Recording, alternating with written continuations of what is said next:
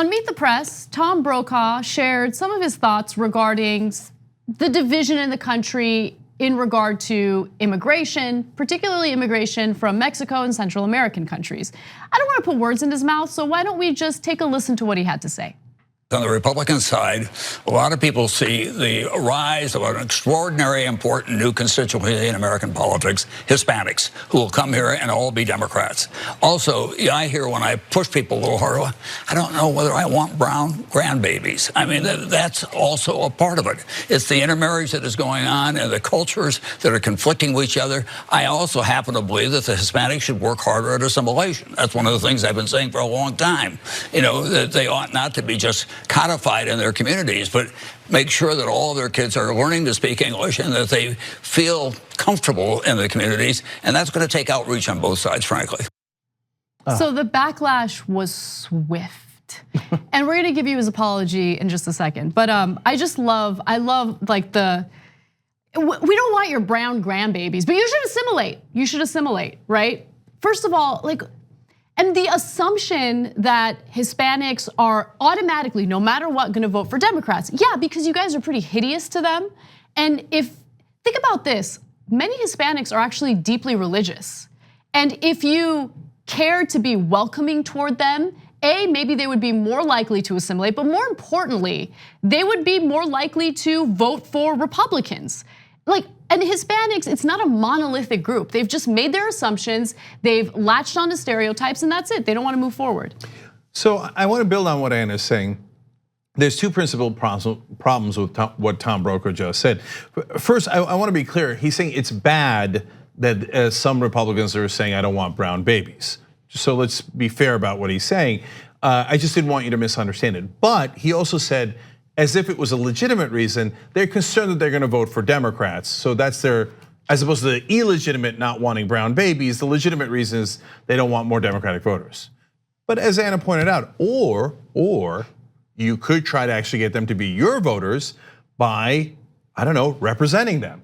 Not doing special favors or privileges for them, but treating them like every other citizen and saying, we care about you, and like everyone else, we'd like to look out for you. Or just don't slander them. Or don't call them criminals and rapists. Right. I don't know. I'm just spitballing here. Just spitballing. Step number one. Right. Yeah. But Brokaw and and I think he's representative of the old school of mainstream media, thinks no, that's legitimate to discriminate against them and to demagogue against them for political reasons is okay, as opposed to racial reasons is not okay. No, but they're both racial, and neither one is okay. One is just more brazen than the other. Okay, but saying well, I mean, I discriminate against Latinos, but that's because I think they're gonna vote Democrat, doesn't make it much better. No, it makes it worse, and it shows you that you don't actually genuinely believe in democracy, because rather than listen to voters or listen to constituents and do whatever it takes to represent them so they support you and vote for you, you try to control the electorate and craft it to your advantage. That's what Republicans have been doing through all of these, laws that they've been passing in various states, which makes it increasingly difficult for people who usually vote Democrat, to vote at all. Yeah, and so now let's go to the second part. So he did not, by the way, that first part he did not apologize for. He only apologized about the second part where he said they should try to assimilate more. And obviously for clear reasons that rub people the wrong way, and that's not the right thing to say. So he profusely apologized. We'll get to that in a sec. But notice the overlying theme though, which is both sides do it, right? Hey, on the one hand, Republicans are racist for legitimate and illegitimate reasons.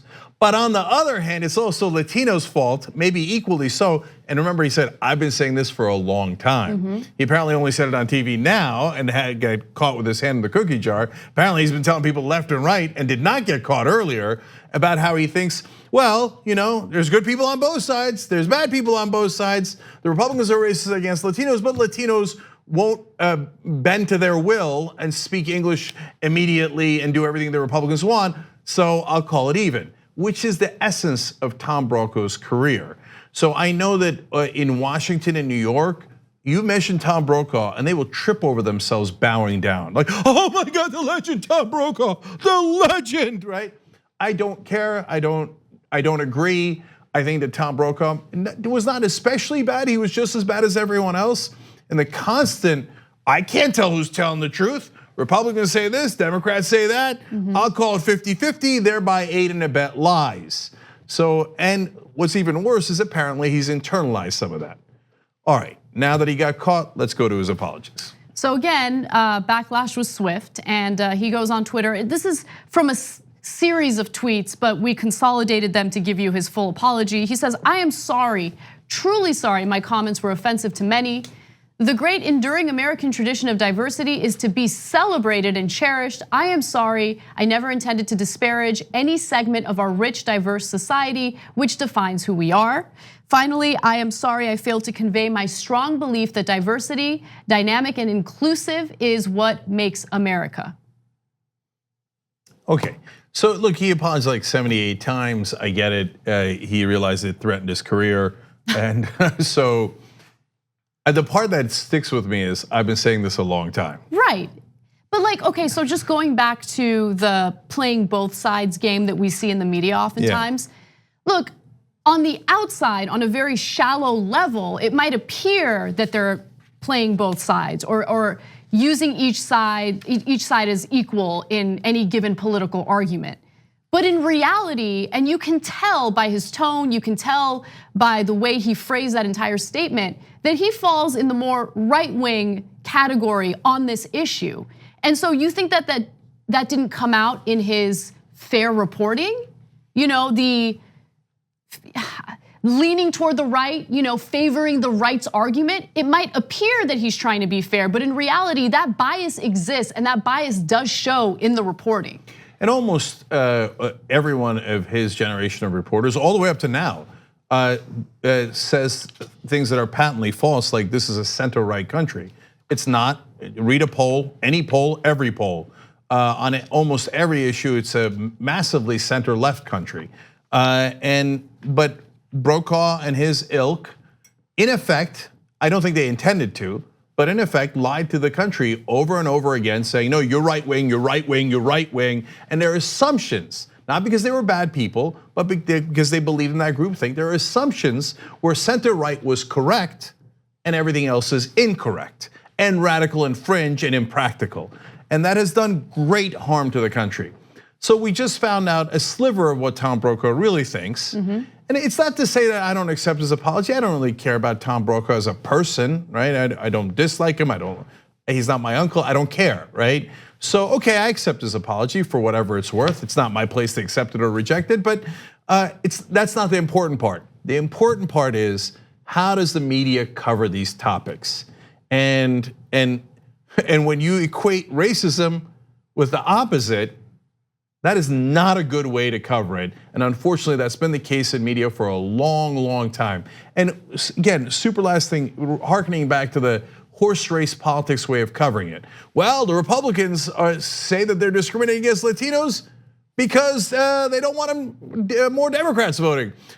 And the assumption is that is a legitimate way of doing politics, and I put no value judgment on it.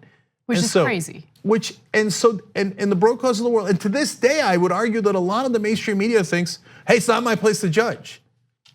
Well, it's at least your place to tell us, yes, they are doing a racist strategy, but hey, I guess that's their business. But if you pretty it up and you say, oh, it's just politics, it's just discriminating against a whole group of people, it's just politics, hey, they're just being smart or clever, well, then you've done a disservice to the reality on the ground. You've helped them cover up the terrible things they've been doing for all this time. On the go, don't worry, we got you covered. You can still listen to TYT at our new podcast network. Find us on Apple Podcasts, the Google Play Store, or at tyt.com/podcast.